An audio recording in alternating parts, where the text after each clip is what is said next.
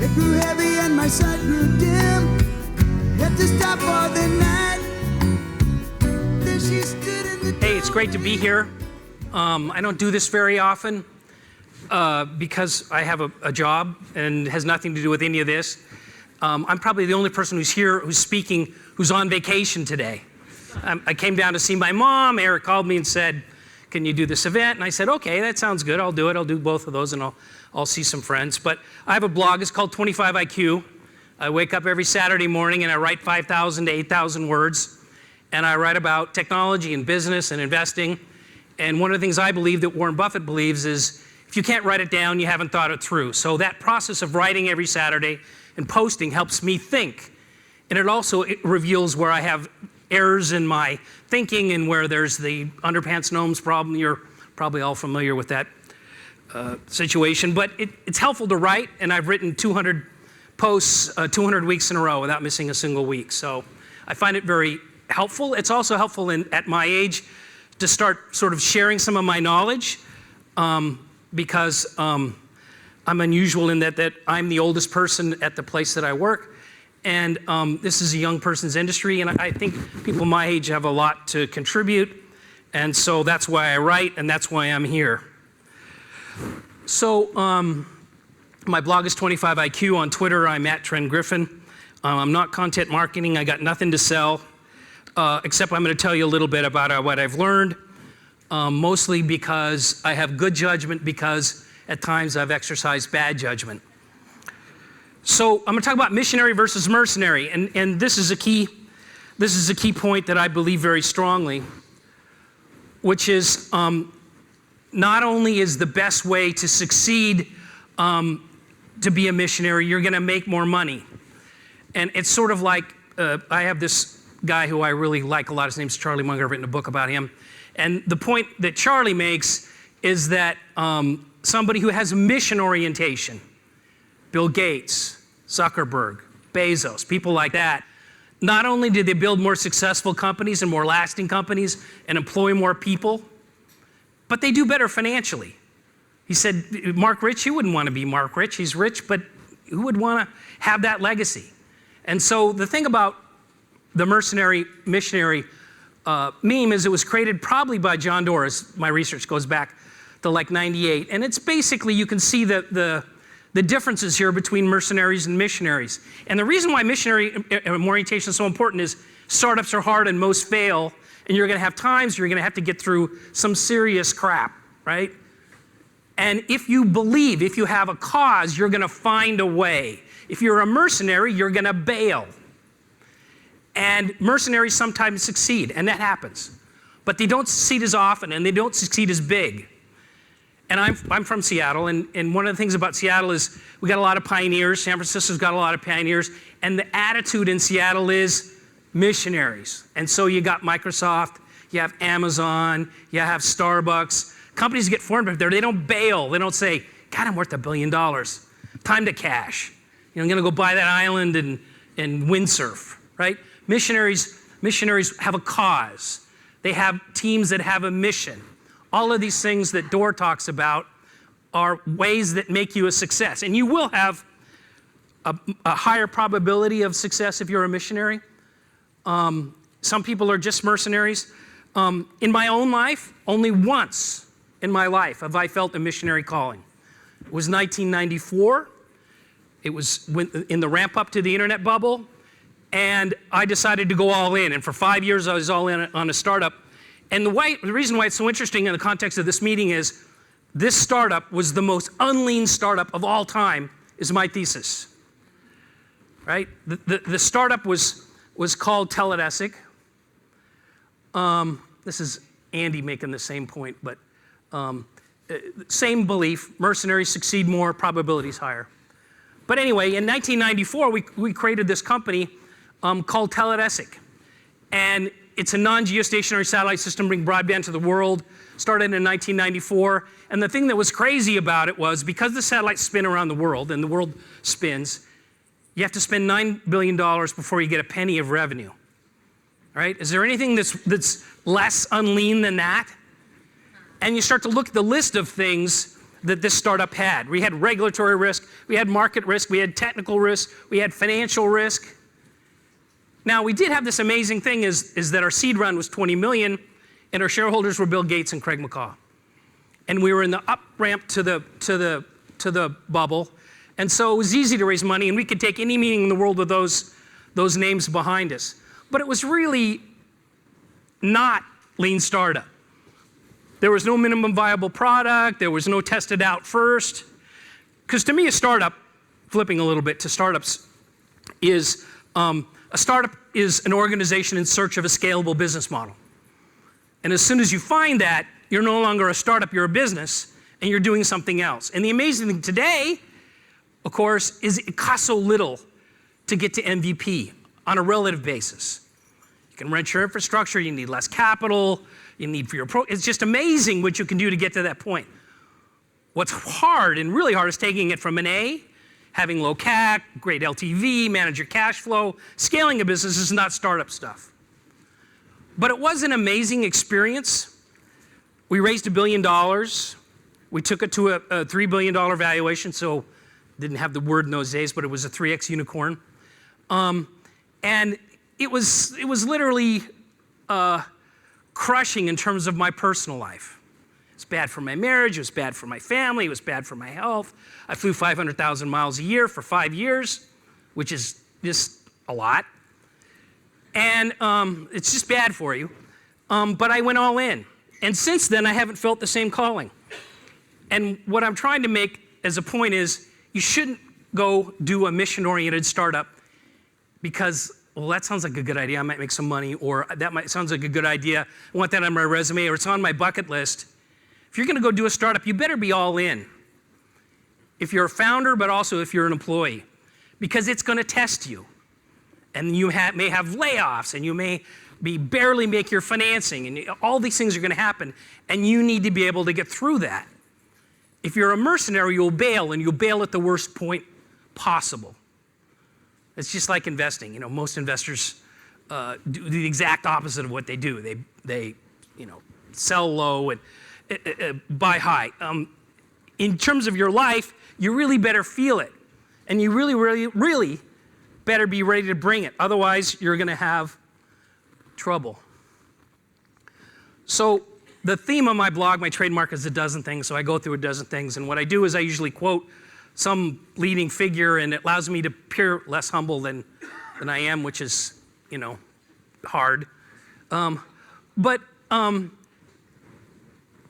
are a lot of things that I learned at Teledesic, and one of the things I learned was that there are role models and there are anti-role models. And Nassim Taleb talks about this in his work, and he says basically you can learn from people you admire, and you can learn from people who are doing things that you never want to do ever. Sort of like you go to college, you got friends, they're this way with studying, or this there with the opposite sex, whatever the deal is, you're learning from them. But also you meet some people and you say, God, I never ever want to be like that. And during the Teledesic experience, I learned a lot of things that I never want to do again. And you also end up with some people like Craig McCaw, who's an amazing guy. He'd done McCaw Cellular, and we did Nextel together after I was involved in the private equity firm. We did a number of things. And he's a pirate. And he wasn't a guy who liked to be in the Navy, and he liked to break eggs. And the thing about Craig was, though, he knew is that you want to take a lot of risks, but you don't want to take risk upon risk upon risk, because eventually one of them is going to kill you. Right? You have to be someone. My blog post last weekend was about the need to be contrarian, which is usually, contrarians are wrong. This is what Bezos says. Usually contrarians are wrong. But every once in a while, there's something where the contrarians are right. And when you see that, you need to bet big. But you don't want to do it in a number of situations. So a lot of great startups that I've seen after Teledesic, I was in venture for a while, and I've been at Microsoft since then, is that usually most successful startups have broken one really important rule that people never thought about before. And because if you break more of them, one of them is eventually going to get you. So, with Airbnb, you might say the initial reaction to some of the VCs who saw the pitch was, well, what if one of these people is an axe murderer? Just people who are just uncomfortable. Like, they're going to be in your house. You're breaking this rule. And it turned out to be the right rule. And with Bill Gates, who I've known for a really long time, it was something a little different, which was they had a rummage sale at his high school and they bought some timeshare on a deck, and he had access to a computer when he was in junior high school, and he had this amazing positive experience, and he said to himself, everybody's gonna want this. Everybody's gonna want this. And he said, in their house. And people like Ken Olsen said, that's ridiculous, should never have a PC in a house. But everybody's gonna want this. He knew it intuitively. He was breaking a rule, and he went all in, and he had a mission around it. And talk about a guy who was focused. Bezos, same way. He's a missionary.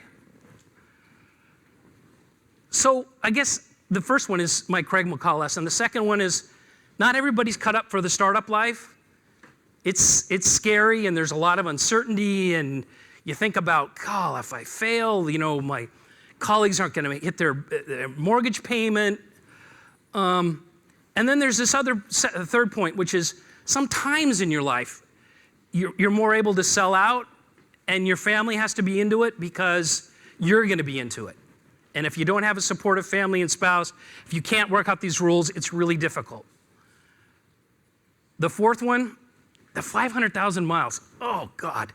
Being in an airplane that much is really unhealthy. You're at altitude, you're in a tube, there's radiation, you're getting dehydrated, you're not exercising, you're not moving. There's a lot of things you can do in the air to stop that, but it's really physically hard on you. I feel like I'm still paying a price for those years. The other interesting thing about Teledesic was, it's this satellite, and it's in space, and it's spinning around the world. It has to be completely contained. So it's all the systems that have to be dealt with. You got physics, you got electronics, you got computers, you got communications, you got every form of engineering, you got business plans, you got regulators. And so the biggest takeaway I have is almost everything in life that's technically interesting and important involves trade-offs. Go look for a house, got location, costs too much. Go to the suburbs, you got a big yard, you can't, you got 2 hours to get to work. But in satellites and in products, there's always interesting trade-offs. And it was especially true in space. And I learned a lot, and I applied it in my personal life.